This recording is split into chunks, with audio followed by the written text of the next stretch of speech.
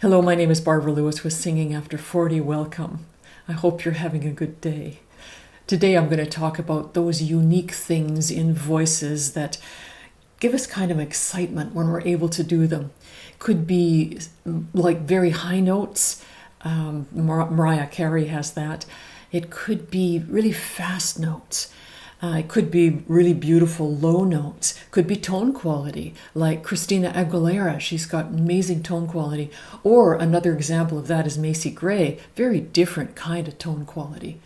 Could be the ability to do something like yodeling and using that in different ways, like Sarah McLachlan does. So I'm going to talk about three things today. An unusual use of the head voice, like Whitney Houston, yodeling in two different ways, and the use of the low notes. We all have, or most of us have, low notes, and there are ways to make them more distinctive. So those three things, I'll be right back in 6 seconds. See you soon. A quick reminder about my free mini course called Take Your Song from Zero to Wow. Can really liven up your songs. It's going to be free until the end of July 2022. Then it will be for pay. Don't miss out. The link is right below this video. So I'm going to start with using your head voice in a way that's really distinctive. Maybe you sing in the lower part of your range in your pop voice. Some people call it the speech voice that moves a little higher into what we sometimes call the mix. Maybe you belt a little bit, but you seldom use your head voice. And there are passages, melodies within a song that can really stand out if you shift that quickly into your head voice and then shift back into speech. So if you can do that, if you can find a way to do that, you become memorable for those kinds of dramatic moments. So I'm going to give you an example of that using this song right here. And hopefully you'll know the song and you'll hear what I've done to shift from the speech area into the head and then back to speech. The bright, blessed day, the dark, sacred night, and I think to myself. So as you can see from that phrase, it can be pretty dramatic to take it up the octave. And it's not that difficult.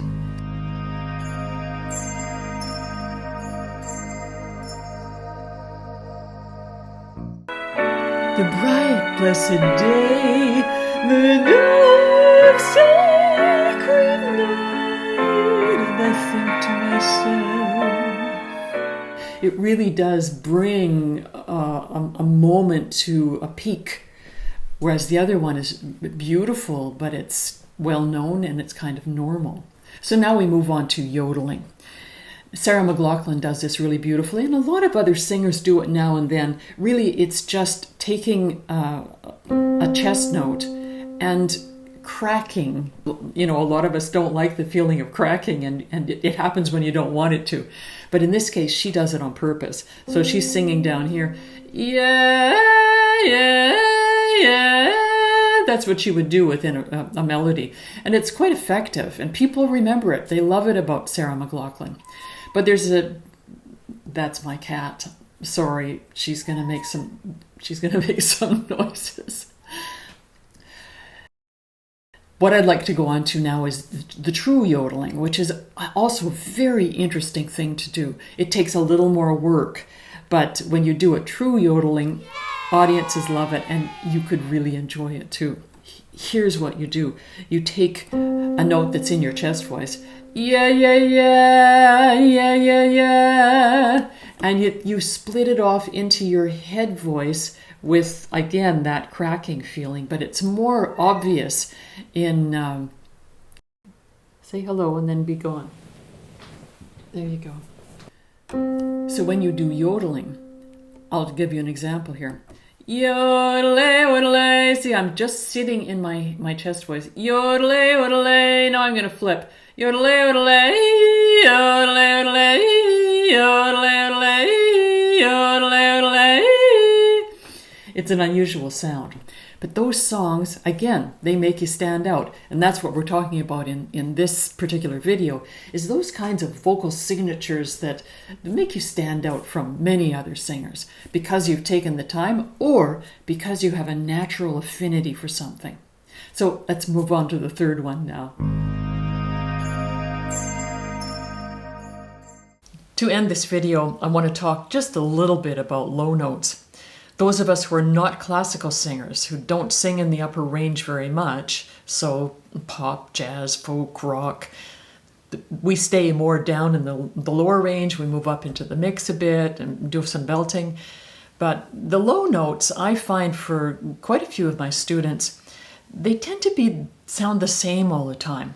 And I'm probably guilty of it too. And I have to remind myself, there are so many different sounds you can make.